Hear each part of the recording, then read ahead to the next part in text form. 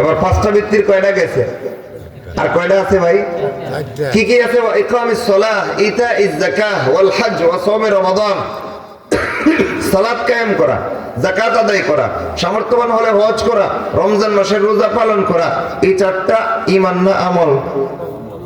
এগুলো সরাসরি সম্পর্ক আমলের সাথে। ঈমানকেও সংযুক্তি রাখে ঈমানের শর্তে, এগুলো আমলের সাথে সম্পর্কিত বিষয়। এই কাজগুলো সরাসরি আমল হিসেবে গণ্য, আর প্রথমটা সরাসরি ঈমান হিসেবে গণ্য। এবার দেখেন 5টা ভিত্তি শিক্ষা দিলেন রাসূলুল্লাহ সাল্লাল্লাহু আলাইহি ওয়াসাল্লাম। প্রথমটাই ঈমান, বাকি 4টা আমল। আল্লাহ এবং রাসূল একসাথে ঈমান আর আমলের বিবরণ পেশ করতে গেলেই আগে ঈমান রাখেন, পরে আমল রাখেন। কেন? ঈমান যার ঠিক, আমল তার কবুল। ঈমান যার নষ্ট, তার আমল বাতিল।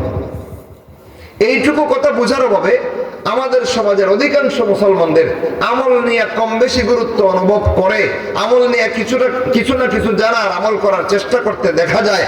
কিন্তু এই আমলগুলো কবুল হওয়ার যে পূর্ব শর্ত রয়েছে বিশুদ্ধ ঈমান, ওইটা আসে কিভাবে তাও জানে না, পূর্ণ হয় কিভাবে তাও জানে না, ক্ষতিগ্রস্ত হয় কিভাবে তাও জানে না, বিনষ্ট হয় কিভাবে তাও জানার দরকার মনে করে না।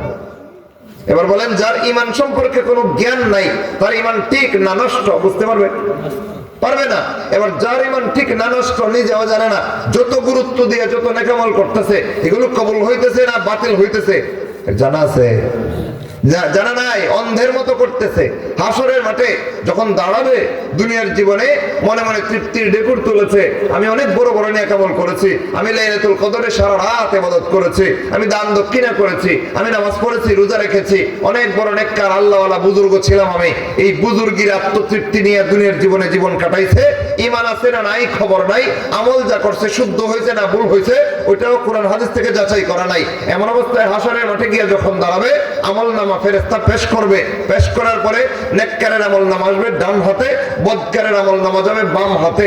ওর পিঠ ছিদ্র করে, বুক ছিদ্র করে, বাম হাত পিছন দিক থেকে মচকায় ছিদ্র দিয়ে হেঁচড়ে বের করে তার বাম হাতে আমল নামা যখন পেশ করা হবে, তখন চিন্তা করবে সর্বনাশ কি হয়েছে, দুনিয়ার জীবনে তো আমি অনেক বড় নেক আমলওয়ালা ছিলাম, আমার আমল বাম হাতে আসলো কেন? তাকায়া পয়রা দেখবে সব আমলের মূল শর্ত যেই ঈমানটা ছিল, ওইটা কোনো কারণে নষ্ট করে দিয়েছে। বুঝতেছেন না কথা? সুতরাং ঈমান ঠিক না কইরা আমল করলে এই আমলের দাম আছে না নাই, এটা বোঝার কোনো সুযোগ আছে? কোনো সুযোগ নাই। আমাদের সমাজের মুসলমানের ইসলাম পালনটা হচ্ছে গৃহপালিত ইসলাম। কি ইসলাম ভাই এটা? গৃহপালিত ইসলাম। ঘরের ভিতরে একটা জন্তু জানোয়ার গলায় রশি বাঁধা লালন পালন করলে যেভাবে এটারে নিজের কন্ট্রোলে রাখা যায়, আমরা ইসলামকে ওইভাবে গলায় রশি বাঁধা নিজের কন্ট্রোলে পালন করি। বুঝেন নাই কথা? ইসলামের স্বাধীন মতো নিজেরা আমি সাজাই না। ইসলাম যেইভাবে আল্লাহ এবং রসুলের পক্ষ থেকে এসেছে, আমি নিজেকে কাটছাট করে ইসলামের মতো সাজাই না, বরং ইসলামকে কাটছাট করে নিজের মতো বানায় পালন করি। এটারে আমি এক কথা বলি গৃহপালিত ইসলাম। কি ইসলাম? গৃহপালিত ইসলাম। ওই গৃহপালিত জন্তু জানোয়ার গুলো যেগুলোকে লালন পালন করতে গেলে গলায় একটা রশি বাঁধা দইরা দিয়ে রাখতে হয়, আর নয়তো হে তার স্বাধীন মতো ছুটে বেড়ায়। এই তার স্বাধীনতা আটকানোর জন্য গলায় রশি বাঁধা তাকে গৃহপালিত বানানো হয়।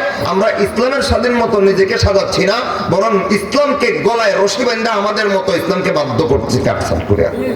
করতেছি কি করতেছি? ওই গৃহপালিত ইসলাম আল্লাহর কাছে গ্রাহ্য নয়। এজন্যই আমল ঠিক করার গুরুত্ব আছে, ঈমান ঠিক করার দাম নাই।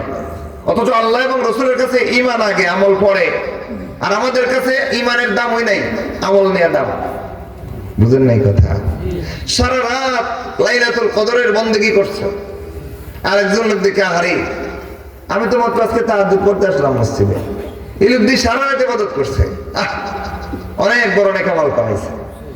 কিন্তু দিন শেষে খুঁজা গিয়া জানা গেল যে লোকটা সারা রাত মসজিদে দাঁড়া নফল নামাজ পড়ছে লাইলাতুল কদরে, ওই লোকটা মাঝে মাঝে মাজারে গিয়ে সেজদা দেয়।